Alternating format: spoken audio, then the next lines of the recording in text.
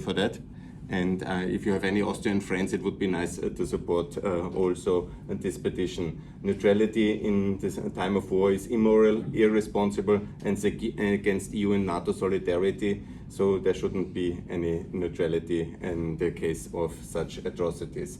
And also my today's focus will be also that Russian Serbia must be isolated and defunded. Yes, my call is for the free world to unite. What we absolutely need to do is, first of all, to unite more. This must be the answer to the Russian war. And also we have to understand who are our enemies and what are their institutions, and we have to actively dismantle them. Here it's very clear, BRICS is an enemy alliance. We must actively promote the dismantlement of BRICS. We have the OECD for that, and there's no need for BRICS. OPEC is absolutely an enemy alliance. We have the OECD, we can offer membership in that international institution. G20, we don't need that. We have the OECD. We also don't need the Shanghai Cooperation Council. We have the OECD. We have simply to enlarge the existing institutions. We have also no need for the Eurasian Customs Union. We have the European Customs Union. We can offer it, for example, to Armenia, as I have done in this September. And also there is no need for the CSTO. And we have the NATO Partnership for Peace and potentially NATO membership.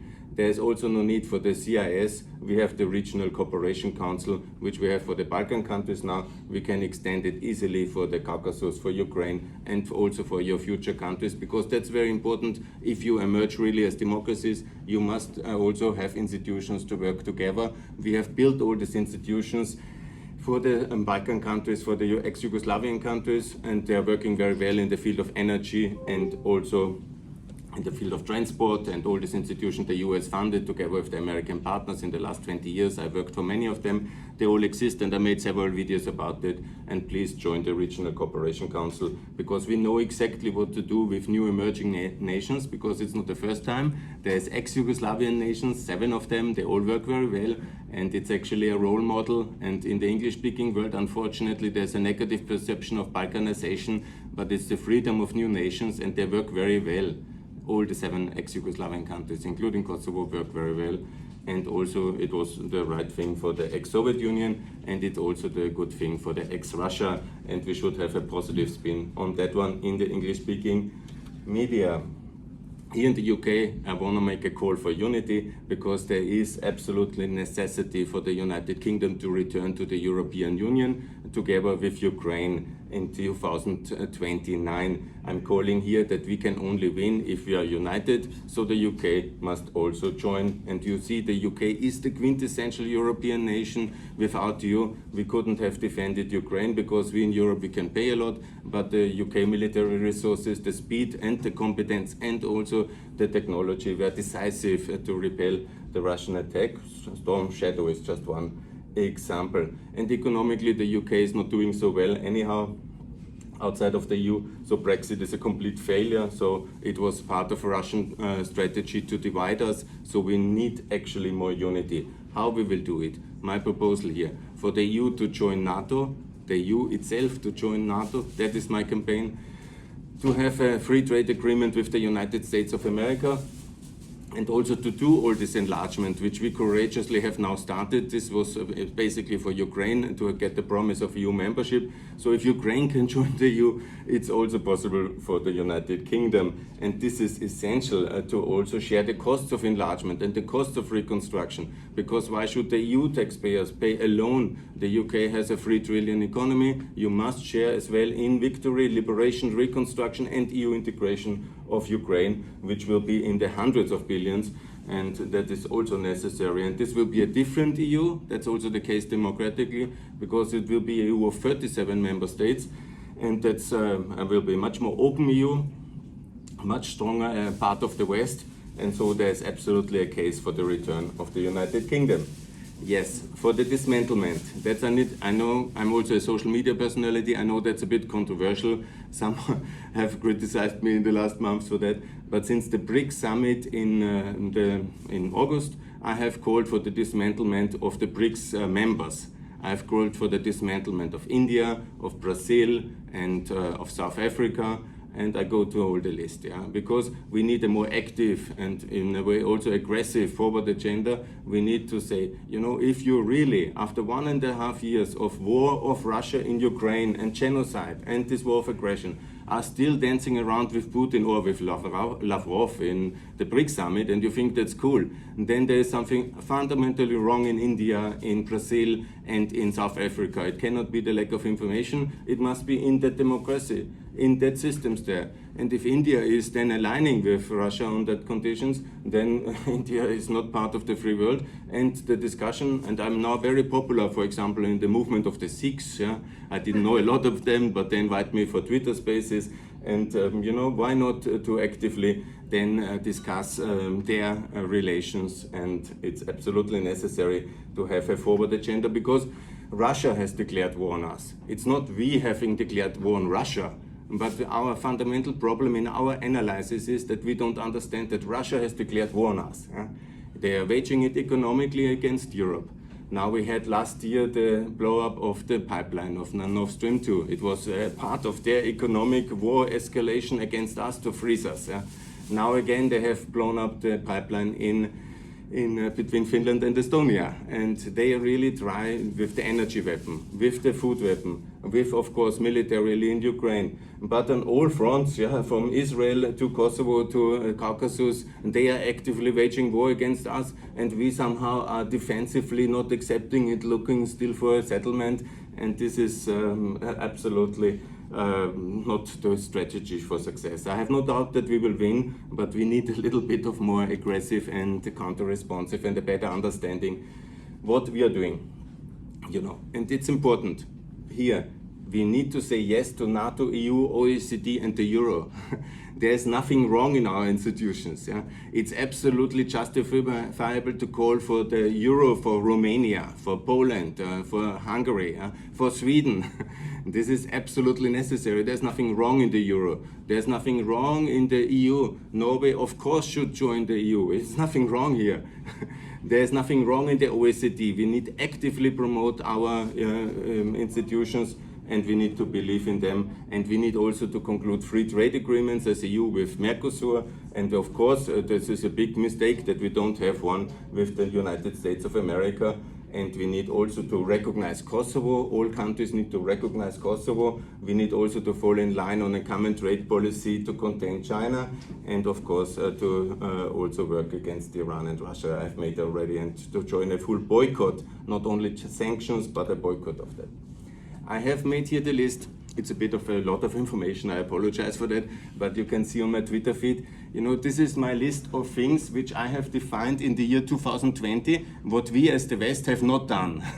It's a long list, you know, of countries who have not joined NATO, like Austria, countries who have not joined the Euro, like Romania, and countries who have not recognized Kosovo, for example, and so on and so on.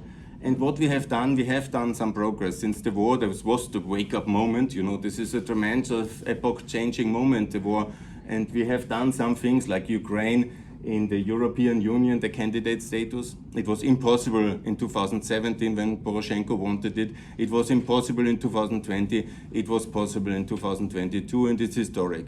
But these are the 11 things which we have done in the first 3 months, basically from February to June. And we have done nothing else. Since 1 year again, we are completely paralyzed. And this is not how we win this war. I would be amiss if I'm in the United Kingdom. Please allow me also to call for Ireland to join NATO, because that's my big campaign in June. And it's outrageous that they feel morally justified and a little bit superior to the United Kingdom. And there is not a big debate in the United Kingdom why the Ireland should stay neutral. It was a bit of a debate in June, and I posted 1,500 posts on that one, maybe too much, but really there is no reason for neutrality in the European Union, and the UK, with your role in Ireland, with your role in Malta and in Cyprus, could really do something here. And also you, by the way, are the state guarantee power of Austrian limitation of sovereignty with the State Treaty of 55, and you are not really active, as if Austria wouldn't care, Ireland wouldn't care. You are very much status quo, and status quo will not win us this war. Yes, the EU joined NATO. I know that's a bit controversial. Not everybody likes it. Also, the Germans don't like it. Nobody really likes it. Yeah. But the next step for our nationhood, for our unionhood, for our relevance in the world must be also our capability to join an alliance, and that will be my campaign for the European elections 2024. Yes, we have done some things. We have also made some kind of agreement between EU and NATO first time, because it was so bad the last years that there was no even a meeting on Secretary General level, but now they have really done a lot, but it needs to be much more integrated. Yes, our enemies' name, I listed them again. These are the enemies. These are the enemy institutions. We must learn to say it, that CSO and CIS and OPEC and EIU and BRICS, these are the enemies. We shouldn't have any kind of hesitation to say it like this. And also we have all the institutions to replace them. Yes, my proposal, I will make that also in Paris tomorrow or in 2 days when we are there. You know, the Union of Market Democracies is the OECD. We have frozen our complete enlargement of that institution as well. We have it, it's working, it worked very good for the reconstruction of Europe. It worked very good after World War II. It worked very well for the reconstruction of Eastern Europe. And now we have not used it, and I really lack any understanding for that. And here is exactly the institution which can compete with BRICS. And this is what we should do. I hope that Paris, the capital of the free world, will be popular in Paris tomorrow. I'm not sure if it's popular here in the UK, but nevertheless, this is the institution, and this is what we should do together in order to win this war. The Russians are not so sleepy like we and not so happy. Yeah? The Russian strategists are really working. They sit in Moscow and they discuss every day what kind of painful things they can give us. Where can we punch in the weak underbelly of the West and the free world? Yeah? And what we have done. They have removed the Speaker of the House. America is political chaos now. The budget process for Ukraine is paralyzed. In Kosovo, and they have made a terror attack last 2 weeks. Yeah? In Caucasus, they have made the full attack, yeah?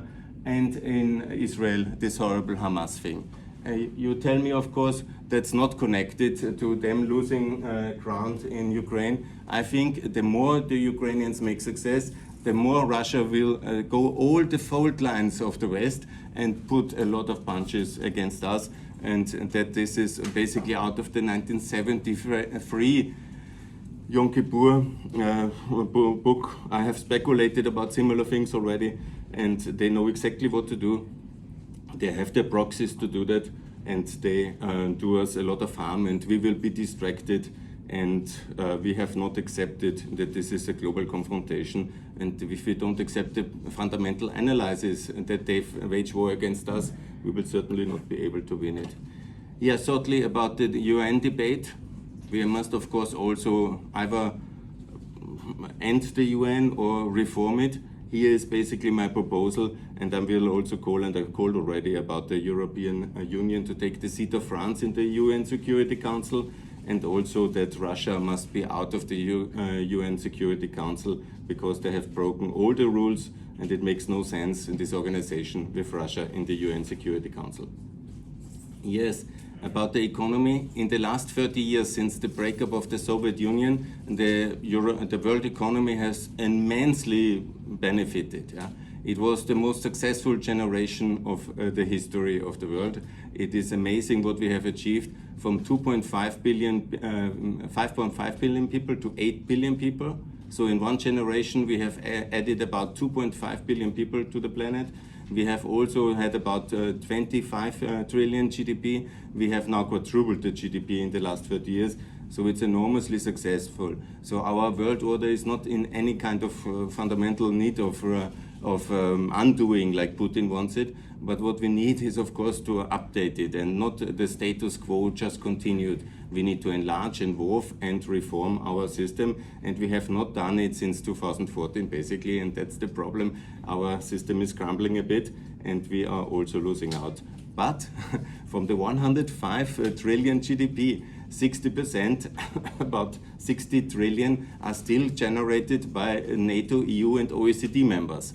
So we shouldn't forget that, because Putin has the mental grip on our brains that we are somehow crumbling, but in reality we are still by far, and in no comparison to the Cold War, we are by far the more advanced technological, fiscally, and in all aspects ready to win, but we just need to be more united, and that's my call for European and global unity of the free world.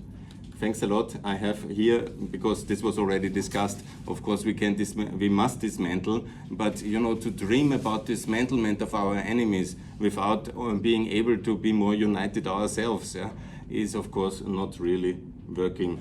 And my call, which I made already on several of the forums, to the representatives of the new nations from Kalmykia and Tatarstan, you know, I have personally experienced the freedom of Montenegro and of Kosovo, and if Montenegro and Kosovo can be free, Tatarstan and Kalmykia can be free, absolutely.